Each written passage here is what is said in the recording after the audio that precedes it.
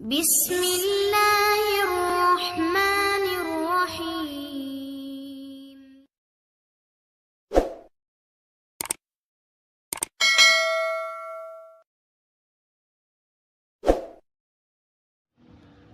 میرے تمام دیکھنے اور سننے والے اسلامی بہن بھائیوں کو میری طرف سے السلام علیکم ورحمۃ اللہ وبرکاتہ۔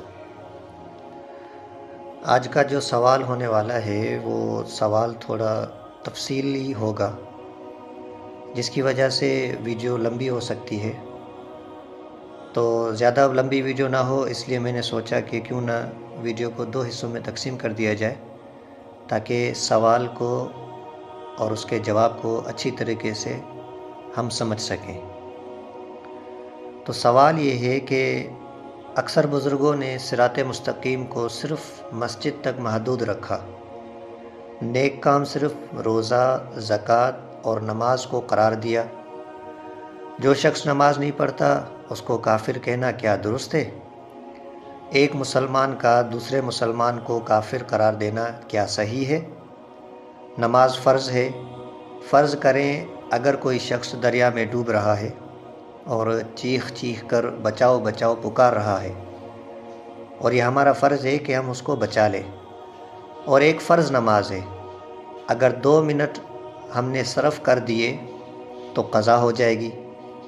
کیا ہم ایسے میں مصلی بچھا کر دریا کے کنارے نماز ادا کریں گے یا اس ڈوبتے ہوئے انسان کی زندگی بچائیں گے؟ خداوند کریم نے قرآن کریم میں فرمایا ہے کہ ترجمہ، دکھا ہم کو سیدھا راستہ۔ یہ سورہ فاتحہ میں آیا ہے، جسے الحمد شریف کہا جاتا ہے، جو ہر ایک نماز میں پڑھی جاتی ہے، جس کے نہ پڑھنے سے نماز نامکمل ہوتی ہے، جسے ہم ہر فرض نماز میں 5 وقت پڑھتے ہیں کہ دکھا ہم کو سیدھا راستہ۔ کیا ہم غلط راستے پر ہیں؟ اگر نہیں تو ہم کون سا صحیح راستہ مانگ رہے ہیں؟ اس کا مطلب ہے کہ صراط مستقیم کوئی اور ہے، سیدھی راہ کوئی اور ہے جو جنت کی طرف جاتی ہے۔ کیا ہم اس راہ پر چل رہے ہیں جو صرف مسجد تک جاتی ہے؟ برائے کرم آپ ہمیں وہ طور اور طریقے بتائیں جن پر عمل کر کے ہم سیدھے راستے یعنی صراط مستقیم پر چل سکتے ہیں۔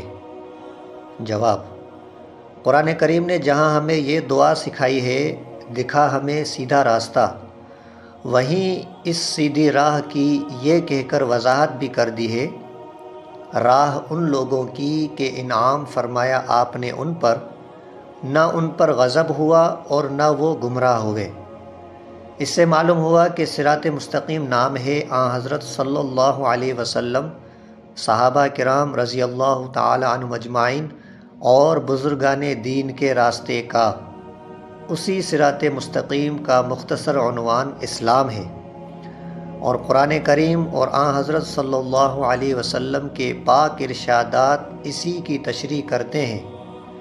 آن حضرت صلی اللہ علیہ وسلم نے اللہ تعالیٰ سے پا کر جتنے اعمال امت کو بتائے ہیں اور جس جس وقت کے لیے جو جو عمل بتایا، اپنے اپنے درجے کے مطابق ان سب کا بجا لانا ضروری ہے، اور ان میں سے کسی ایک کو بھی معمولی اور حقیر سمجھنا درست نہیں۔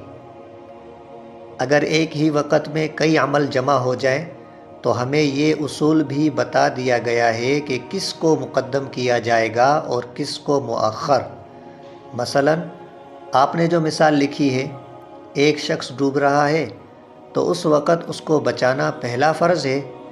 اسی طرح اگر کوئی شخص نماز پڑھ رہا ہو اور اس کے سامنے کوئی نابینا آدمی کنویں یا کسی گھڑے میں گرنے لگے تو نماز توڑ کر اس کی جان بچانا فرض ہے۔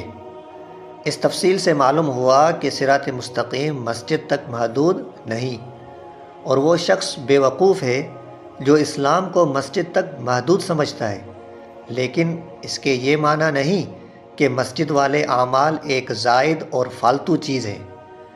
بے شک اسلام صرف نماز، روزے اور حج و زکوٰۃ کا نام نہیں، لیکن اس کے یہ معنی نہیں کہ یہ چیزیں غیر ضروری ہیں، نہیں، بلکہ یہ اسلام کے اعلیٰ ترین شعائر اور اس کی سب سے نمایاں علامتیں ہیں۔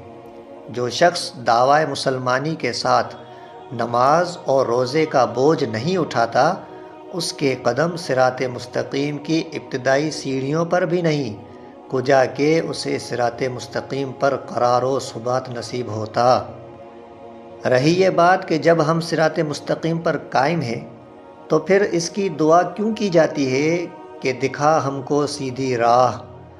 اس کا جواب یہ ہے کہ یہاں دو چیزیں الگ الگ ہیں۔ ایک ہے صراط مستقیم پر قائم ہو جانا، اور دوسری چیز ہے صراط مستقیم پر قائم رہنا۔ یہ دونوں باتیں بالکل جدا جدا ہیں۔